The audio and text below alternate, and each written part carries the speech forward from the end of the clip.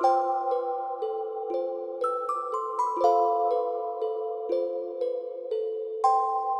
your host, Michael Messerly, and this is Scary, but True.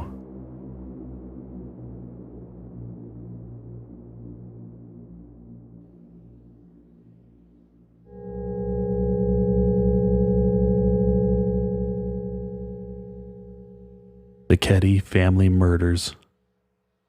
In July of 1979, Glenna Susan Sharp, or Sue, uprooted her life in Connecticut and moved her and her 5 children to Northern California.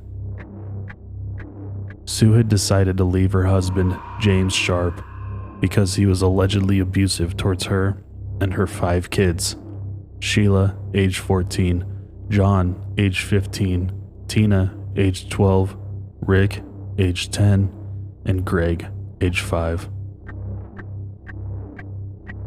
Sue had high hopes that the move would put an end to the instability and chaos that had defined her life. She wanted her children to feel safe in their own home, away from the abuse and disorder they had come to know. In her mind, the Keddie Resort offered the chance for a fresh beginning. The Keddie Resort was a small community in rural Sierra Nevada. It was the kind of place that most people passed through without noticing. Keddie had once been a modest vacation spot, but by the late 70s, it became a scattering of cabins tucked in the mountains where long-term renters, drifters, and families who were down on their luck lived side by side. This is where Sue and her family would reroute themselves in cabin 28. The Sharp family were well liked within this small community, and the children would often spend time with their neighbors, the Siebold family and the Smart family. In cabin 26 was the Smart family, occupied by Marilyn Smart, her husband, Marty Smart, and their 12-year-old son, Justin Smart. Justin would often stay the night at cabin 28 with Ricky, Greg, and another neighborhood child, young Jamie Siebold. John Sharp, the oldest of the Sharp children, being 15 years old, would most often be found in the company of his friend 17-year-old Dana Wingate, who lived just 5 miles away in Quincy, California. On April 11, 1981, Sue and her daughter Sheila had driven down to Quincy around 1:30 p.m. to pick up John and Dana and bring them back to Keddie. The boys had planned to attend a party that night and had returned to Keddie so that John could change his clothes. With a fresh set of clothes, John and Dana hitchhiked back to Quincy at 3:30 p.m. to meet with their friends. They were both seen attending their friend's party that night. Meanwhile, back in Keddie, 12-year-old Tina Sharp was spending time at cabin 27 with their neighbors, the Siebold's, and their children. Sheila Sharp, who was 14 years old, was also planning on staying the night at the Siebold's cabin and went over there around 8 p.m. Tina Sharp was watching TV with her neighbors until she returned home at around 9:30 p.m. Susan Sharp stayed home with Rick, Greg, and Marilyn's son Justin as they were watching TV in the boys' room, who eventually would fall asleep. The following morning, April 12th, at approximately 7 a.m., 14-year-old Sheila Sharp would return home to cabin 27, where she would make a gruesome discovery. Sheila ran back to her neighbors at cabin 27 to alert James and Sunita Siebold of her horrific discovery. James went to the back door of cabin 28, which he found unlocked. What he saw inside would haunt him forever. There lay Sue Sharp, bound and beaten, lying on her side, naked from the waist down, gagged with her underwear and a blue bandana secured with adhesive tape. Her wrists and ankles were bound with that same tape, as well as black electrical cords. She had multiple stab wounds to her chest, her throat had been slashed, and she had been beaten to death with the butt of a rifle. A yellow blanket was placed upon her by the killer to cover the body. Her oldest son, 15-year-old John Sharp, was found lying face up with severe head injuries. He had been beaten with a hammer and then had his throat slit with a knife. Next to him was his friend, 17-year-old Dana Wingate. Dana lay face down with his head resting on a blood-stained sofa cushion. He had been beaten with the same hammer as John and had been strangled to death. The boys had been loosely tied together with electrical cord at their ankles, possibly to keep them from running away. The walls, the floor, and the ceiling of the living room all covered in the victim's blood. Plumas County Patrol Commander Rod DeCrona arrived on the scene and would later describe what he saw. They stabbed and pounded on everything in visible sight: the walls, the people, the furniture, everything. There was blood sprayed absolutely everywhere. You knew right away we were involved with a psychopath. James Siebold, after discovering this horrific crime scene, saw through the window of the boys' room. 10-year-old Rick, 5-year-old Greg, and 12-year-old Justin were all alive and asleep. They had slept through the whole thing. James retrieved the children through the window, returned them to his cabin, and contacted the police, who almost immediately arrived at the scene. A bloodied hammer and 2 knives were found in the Sharp residence and were presumed to be the murder weapons. So much force was used with one of the knives that it had been bent in half. During the initial search of the cabin, police could not locate 12-year-old Tina Sharp. She was believed to not be present during the murders, but when police questioned Sheila, they realized that she had returned home the night before and has now gone missing. Unfortunately, this chaos led to a widely mishandled investigation. The crime scene was poorly secured. People were allowed to walk through the cabin. Evidence was moved, touched, or never logged, and some items were simply lost.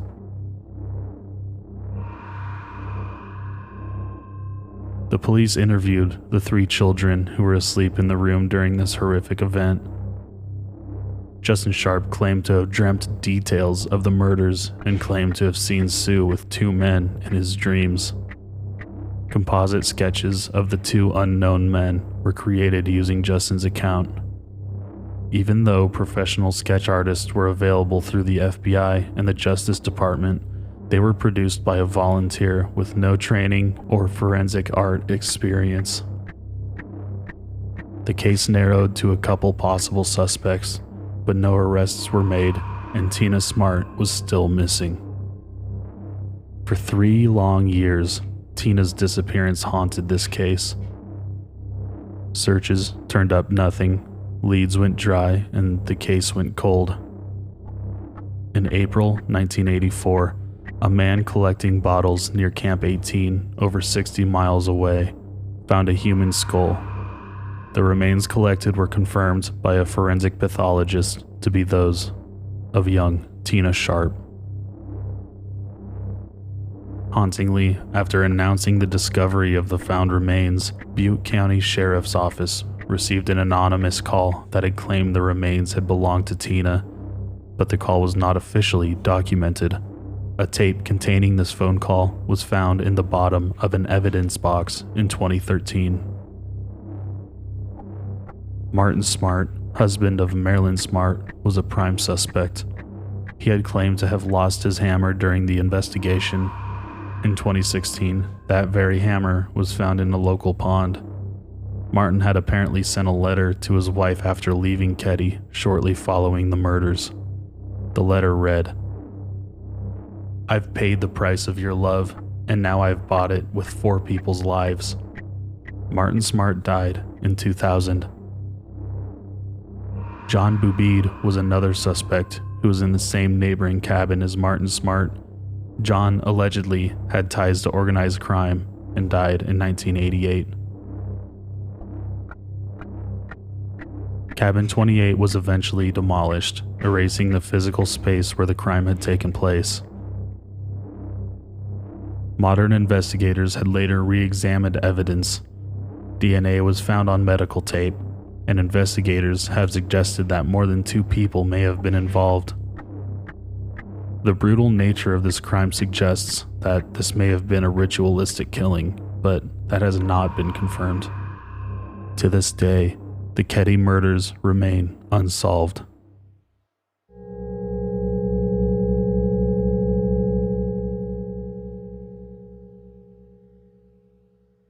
This next story is called Home Alone with My Dog. Although it doesn't seem like it, this happened quite a while back, probably over 10 years ago. I was in the later years of high school and was home alone. My parents were at a wedding that required them to stay at a hotel, and my brother worked the night shift. At that time, my family lived in a very well-known East Coast city in a blue-collar neighborhood that was starting to take a nosedive. As a teenager, I was a bit of a loner. I wasn't a nerd or anything. I was a big dude who had friends and went on dates, but I'm a natural introvert, so I cherished the rare alone time that I got.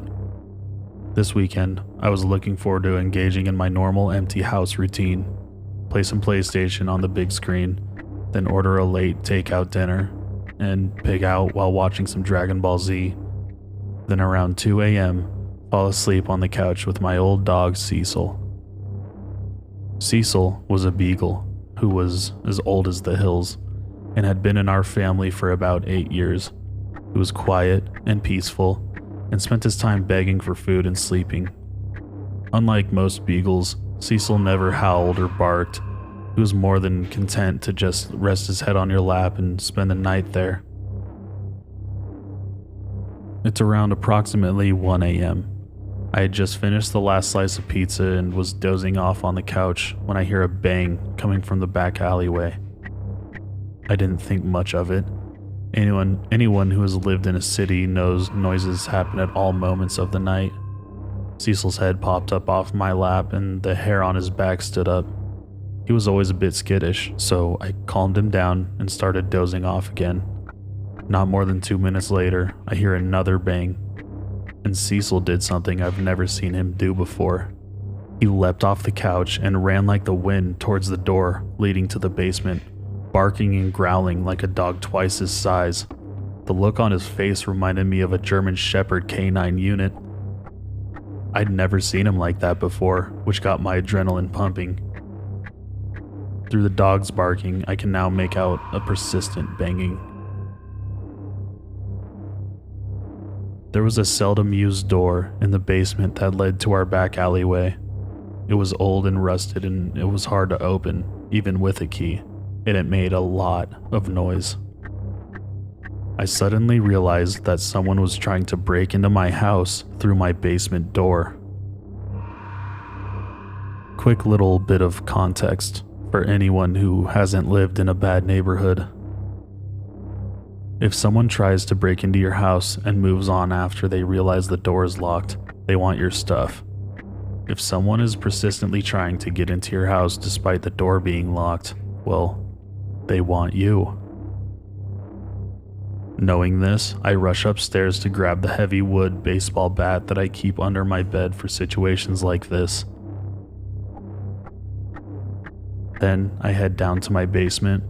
I probably should have ran, but I was a macho teenager with a tough guy complex, plus I had nowhere to go. While I'm heading down the stairs, Cecil blows past me with the speed and aggression of a dog half his age. Suddenly, I hear a man's voice say, "Oh, fuck," and the banging stopped. I didn't call the cops or anyone else, which was probably the dumbest thing I've ever done. I just sat up for the rest of the night with bat in hand. My brother came home that morning and I told him what had happened. We went to the basement door to take a look, and when we gave it a tug to open it, the whole door fell off. This psycho was one good shove away from getting into my house, but Cecil scared him off. I'm pretty sure that lazy fat old dog saved my life. When I tell people this story, they dismiss his actions as a dog doing what a dog was supposed to do. But when I tell you that Cecil never barked or moved that fast in his life, you can take that to the bank. It was almost like he knew the urgency, like he knew that door was gonna give. A few years back, we had to have him put down because he just had no will to live anymore. Before the injection, I got a moment alone with him. I thanked him one last time for his friendship and for what he did that night. At this point, I was a grown man with a wife and kids. I'm convinced none of that would have happened without old Cecil. Thanks, pal. I miss you.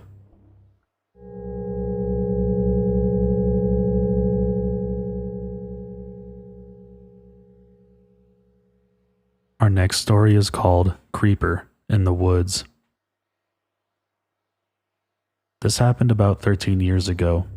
I was a sophomore in college attending a liberal arts school in Suffolk County, New York. Within the first month or two of freshman year, I had found myself in a very tight-knit group of fellow theater geeks. There were 6 guys, myself included, and 1 girl, and they all loved horror movies. I had found my crew. Freshman year was tough, but we all held each other up and made the whole experience more enjoyable for one another.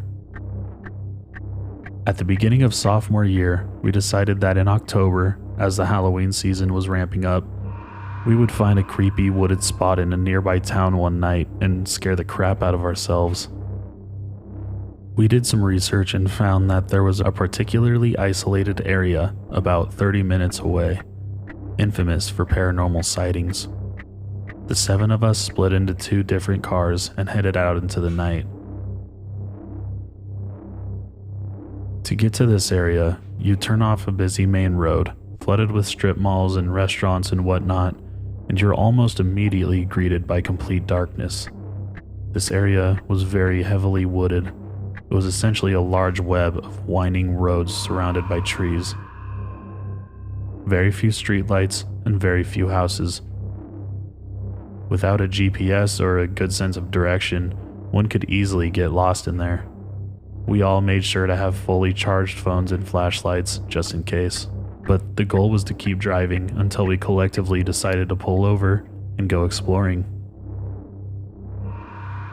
So, per the directions, we made a left off of the main road, driving for 30 minutes or so in this dark network, picking directions at random, just getting intentionally lost.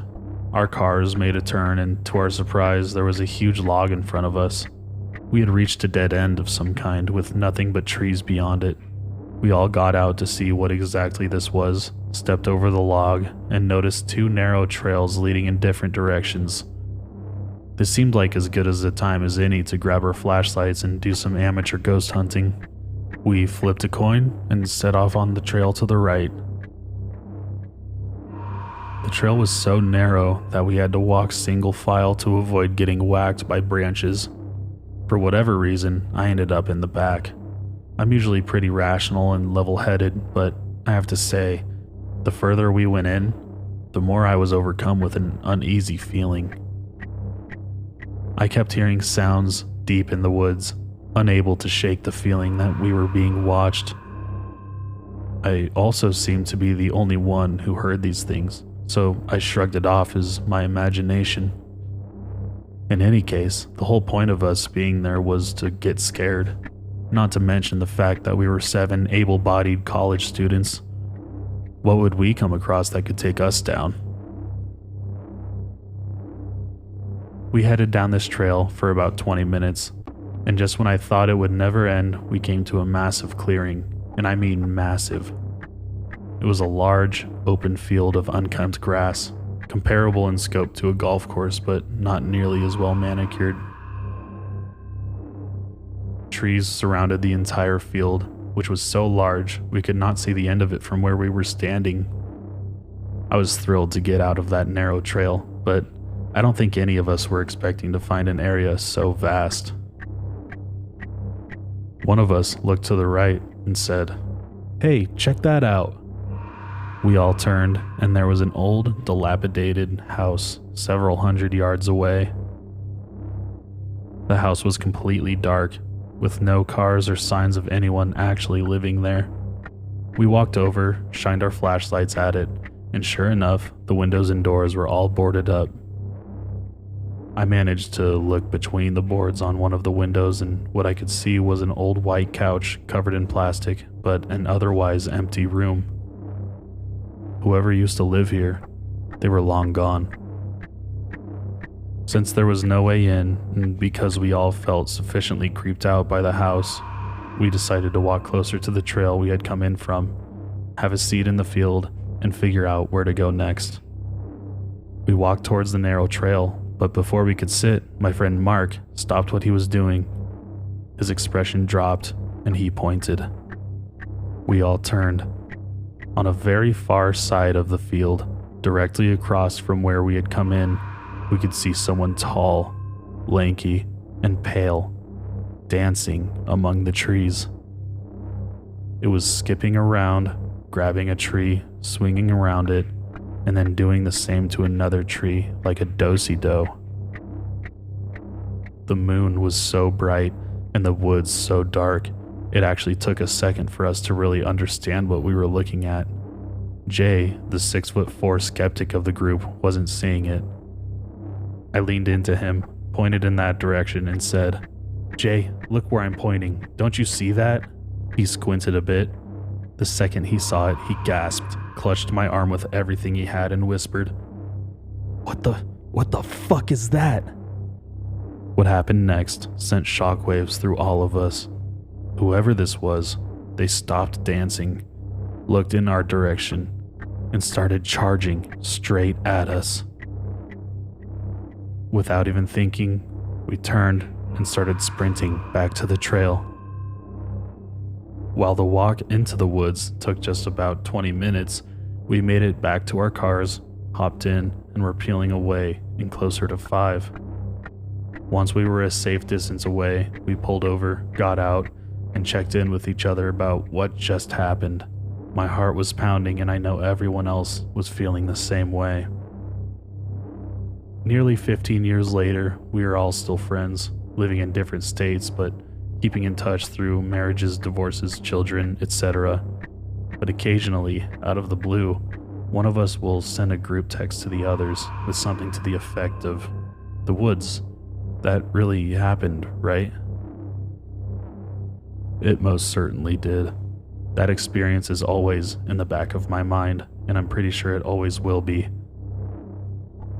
The thing that still resonates with me about that night is whoever that was, they were dancing maniacally in the woods at 1 a.m, all alone, and then ran directly for a group of young adults, not at all fazed by the fact that they were severely outnumbered. Did he know we were there from the second we parked?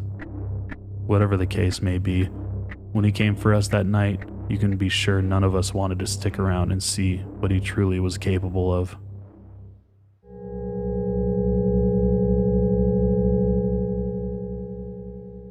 Our final story is called The Worst Hinge Date I've Ever Been On. I'm a 32-year-old guy currently going to college in one of the Mountain Time Zone states. I'm so busy with work and school that I don't really have time to go out on dates and socialize often. So I have to rely a lot on the apps to go out on dates. I matched with this really cute girl around my age. We had a good conversation and then we scheduled a date. It was at a bar restaurant, not far for either of us to drive, so it was easy. She was very pretty in person and we got along great. During our conversation, I found out that she worked in a non-cop role at the police station, like a receptionist. I had also learned that she had a roommate whom she said was out of town for the holidays. She added that she hated being alone because she had a crazy ex-boyfriend who stalked her.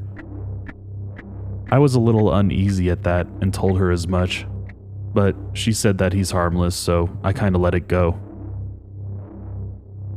We had a few more drinks and were there for another hour or so. Then she suggested that we go back to her place, and I wasn't gonna argue. She was hot. Then she insisted on driving. I told her I was fine, and she said no, that I had been drinking and she saw too many DUIs at her job. I got what she was saying, but I only had 2 gin and tonics and was fine, and again, she insisted. I thought it was weird, but at the time, I didn't really care. We went to her house and she walked up and just opened the door. She didn't unlock it, it was already open, which I found very odd because she said she had a stalker and that her roommate was gone. As she was feeding her cat, I saw a bowl of cereal on the kitchen counter. I touched it and it was still cold, like it hadn't been there for very long. The cereal wasn't soggy either. I asked her whose it was. She hesitated and said she ate it as a snack before heading out to the bar. It just didn't make sense, and before I could say anything, she just kissed me and wrapped her arms around me seductively, said for me to take her to her room, and again, she was pretty hot, so I stopped caring about the cereal.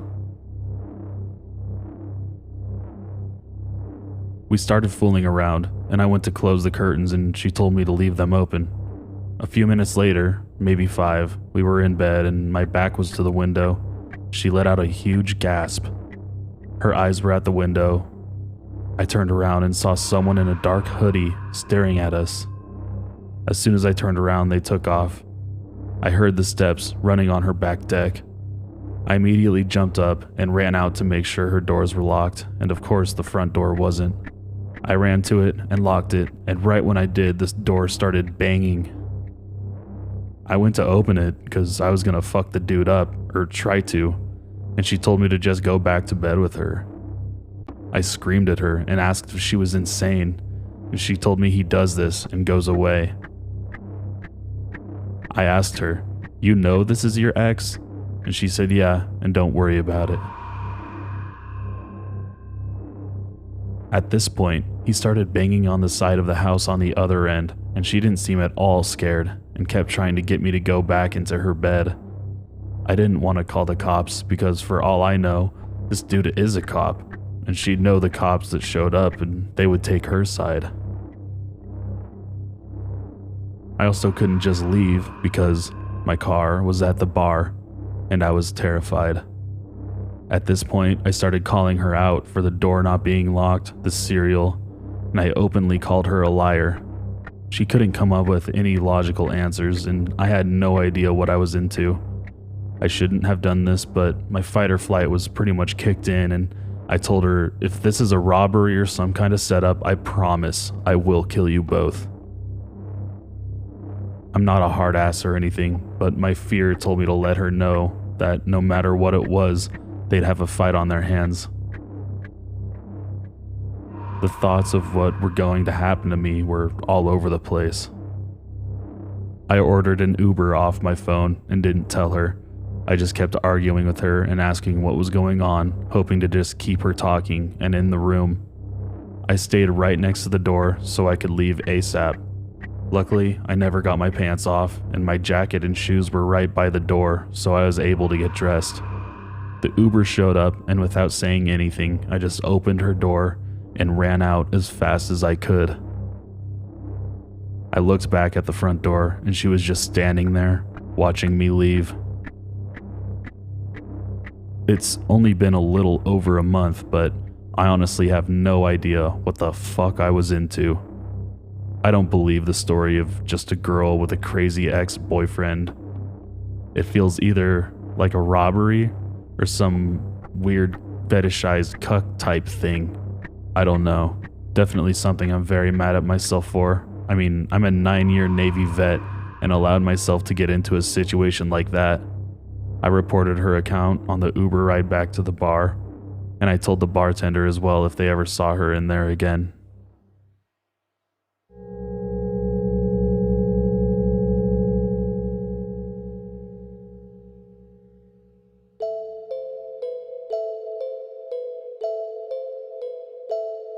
Thank you so much for listening.